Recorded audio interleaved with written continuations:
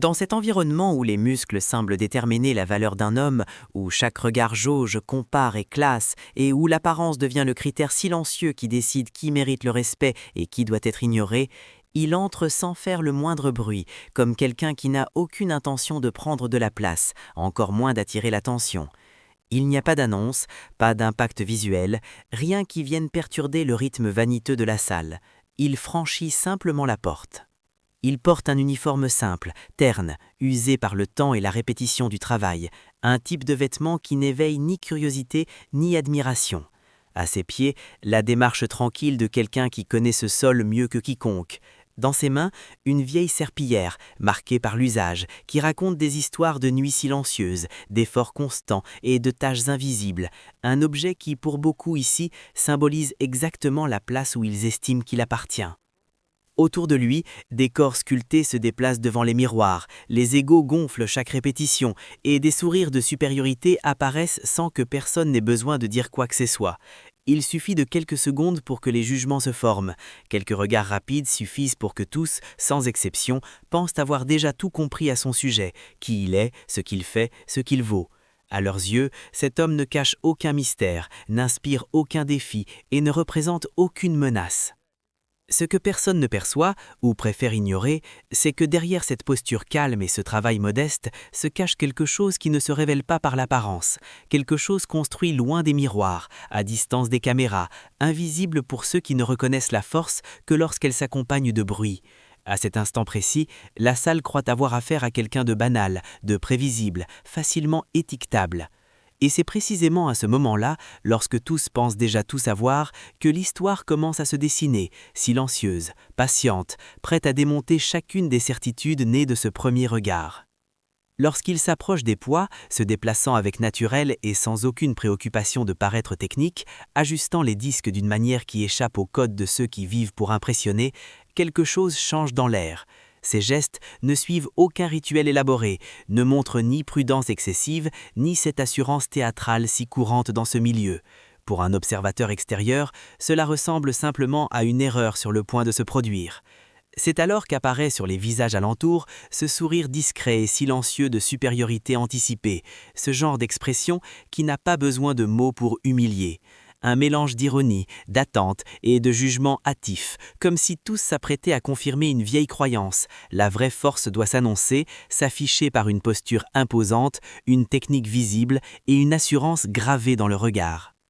Pour eux, cet homme n'inspire pas confiance, ne suit pas le manuel et ne respecte pas les codes tacites de la salle. Il ne peut donc être qu'à deux doigts d'échouer. Ce que personne ne remarque, c'est que pendant que les sourires se forment et que les certitudes se figent, l'erreur ne se trouve pas dans les mains qui ajustent les poids, mais dans les yeux qui confondent obstinément apparence et capacité, et qui croient que la force réelle doit toujours se montrer avant de se faire sentir. Quelqu'un remet le poids en question sur un ton faussement moqueur, un autre lève un sourcil, comme pour annoncer un désastre imminent, un troisième tente de prévenir, plus par amusement que par réelle inquiétude. Les voix se superposent en commentaires brefs, regards échangés et ricanements contenus, et tout dans cette scène semble pointer vers une fin prévisible. Il va s'arrêter, reculer, s'excuser ou sourire maladroitement, peut-être expliquer qu'il plaisantait, qu'il s'est trompé, qu'il ne savait pas vraiment ce qu'il faisait. Après tout, c'est le rôle qu'ils lui ont déjà attribué sans lui demander son avis, celui de l'homme simple qui reconnaît ses limites, de l'employé qui n'a rien à faire là, du figurant qui comprend vite où est et où n'est pas sa place. Dans l'esprit de tous, la scène est déjà terminée avant même d'avoir commencé, car dans cet environnement, ceux qui ne semblent pas assez forts obtiennent rarement la chance de prouver le contraire. Le silence se répand presque immédiatement lorsqu'il se place enfin devant les poids. Les conversations s'interrompent, les rires meurent en plein air, et même les bruits métalliques de la salle semblent s'atténuer, comme si quelque chose d'imprévu allait se produire. Cette charge ne correspond pas au corps qu'ils voient, ni à la tenue simple qu'ils portent, ni à l'histoire expéditive qu'ils ont inventée en quelques secondes. Un malaise invisible s'installe, car ce qui se trouve devant eux brise la logique superficielle qui soutient ce lieu. Le poids est trop important pour le personnage qu'ils ont imaginé, trop lourd pour l'uniforme, excessif pour l'étiquette qu'on lui a collée sans droit de défense. Et tandis qu'il ajuste sa posture avec calme et concentration, il devient évident que le silence ne naît pas du respect, mais de la confusion, du doute et de la peur subtile d'avoir peut-être jugé à tort quelqu'un qui n'a jamais cherché à paraître ce qu'il est réellement. Lorsque le poids s'élève enfin, trop vite, trop proprement, trop facilement pour être ignoré, quelque chose se brise dans la compréhension collective. Ce n'est pas seulement le métal qui bouge, ce sont les certitudes de tous qui vacillent pendant une seconde inconfortable. Les yeux s'écarquillent discrètement, les corps se figent en plein exercice, et l'attention, jusque-là dispersée, converge vers un point unique que personne ne s'attendait à regarder avec respect. Face à l'impossible accompli avec naturel, l'esprit tente de se protéger. Les réactions sont immédiates, automatiques, presque instinctives.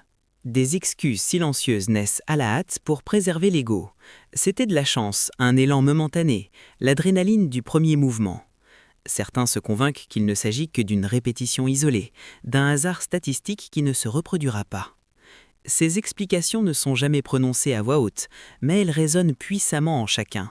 Car accepter ce qu'ils voient demanderait quelque chose de plus difficile que de soulever un poids. Reconnaître qu'ils avaient totalement tort. Admettre qu'ils ont sous-estimé quelqu'un, qu'ils ont jugé sur l'apparence, qu'ils ont bâti une histoire trop confortable pour être remise en question. Et à cet instant, tandis que la charge est déjà en haut et que le mouvement se termine sous contrôle absolu, tous s'accrochent encore à leurs excuses, même en sachant, au fond, qu'aucune n'est assez solide pour expliquer ce qui vient de se produire. L'espoir change de place lorsqu'il modifie l'exercice. Certains respirent intérieurement, comme si cet exploit pouvait enfin être expliqué, neutralisé, oublié. Cette fois, c'est un autre mouvement, un autre angle, une autre mécanique.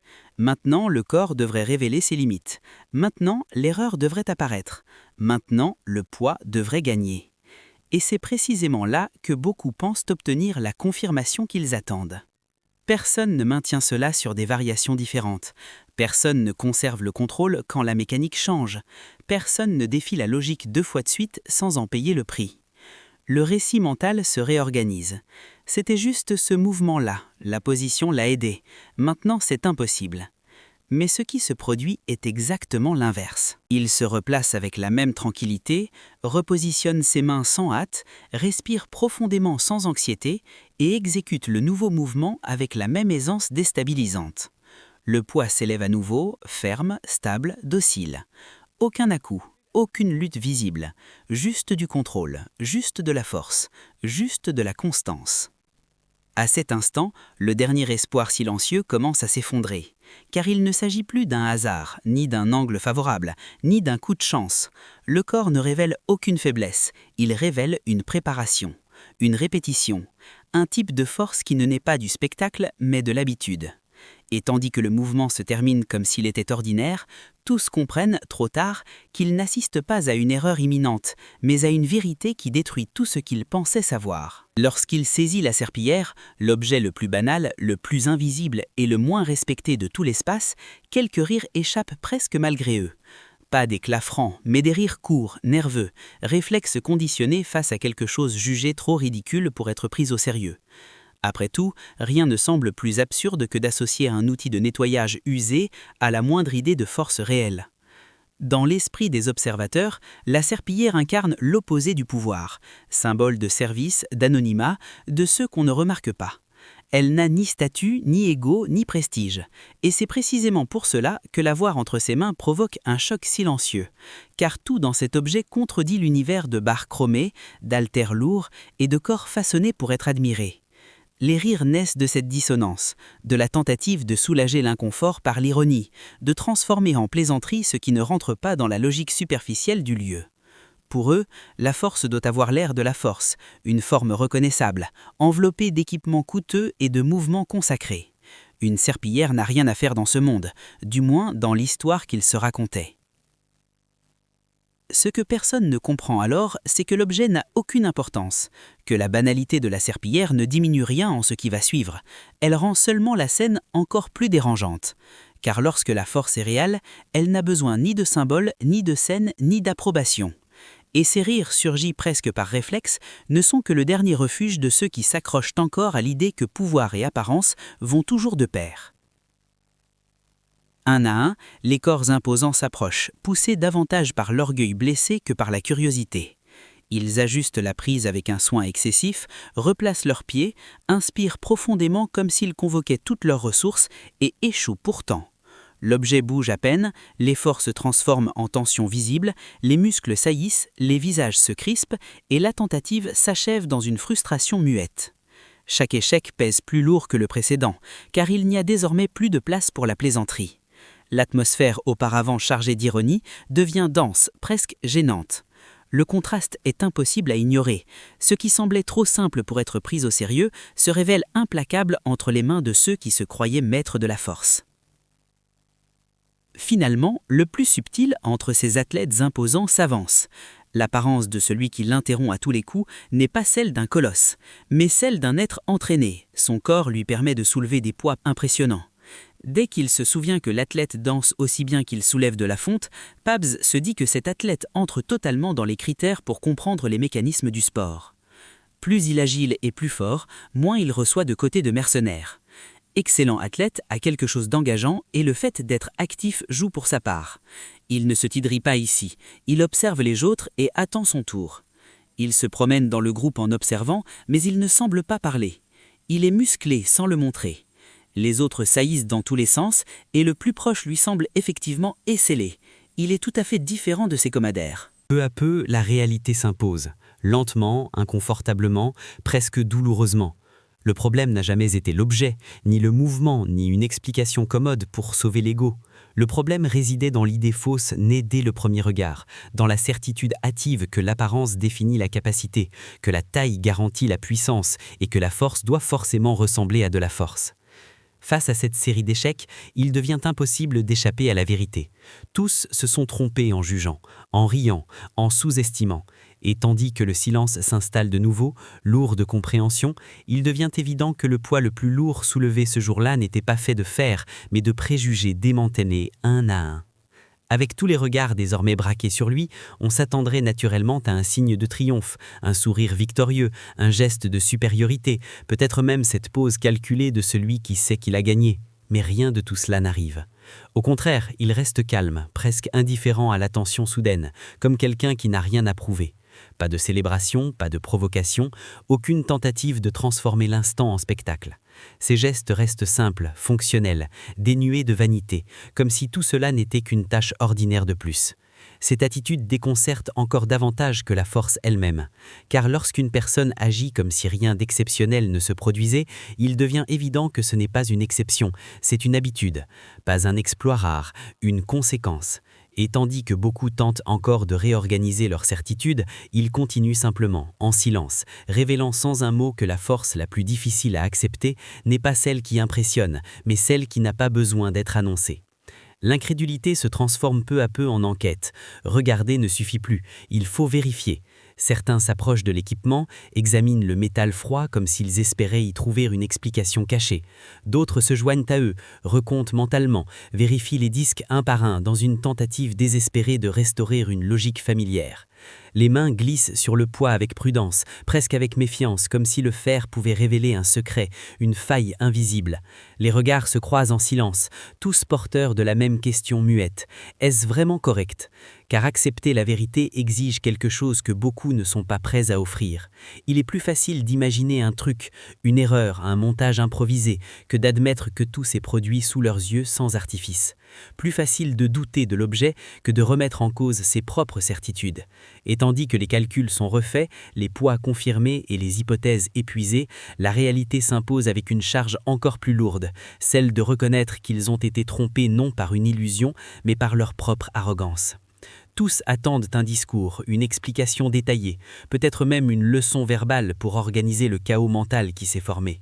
Des mots forts, des justifications techniques, des récits d'extrême entraînement, n'importe quoi pour rendre la scène plus acceptable. Mais il n'offre que l'essentiel. Sans élever la voix, sans dramatiser l'instant, il dit simplement son nom, avec la même sobriété que quelqu'un habitué à vivre sans chercher la validation. Pas de pause, pas d'explication, pas d'autoglorification. Juste un nom, bref, direct, suffisant.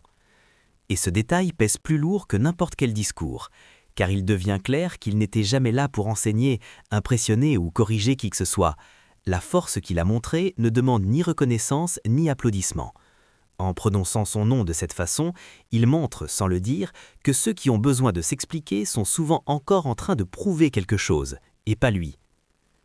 Les téléphones surgissent presque simultanément, levés à la hâte pour capturer non seulement la scène, mais aussi son sens. Les questions fusent. D'où vient-il? Depuis combien de temps s'entraîne-t-il? Qui est-il vraiment? Comment est-ce possible?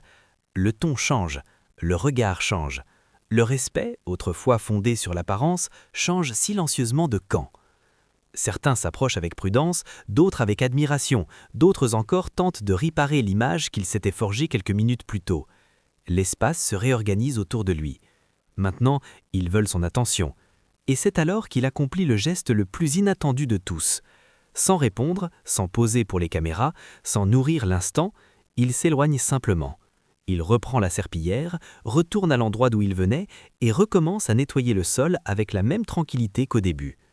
Le geste est simple et précisément pour cela dévastateur. Comme s'il disait que rien de tout cela n'a changé qui il est, que le spectacle n'a jamais été l'objectif.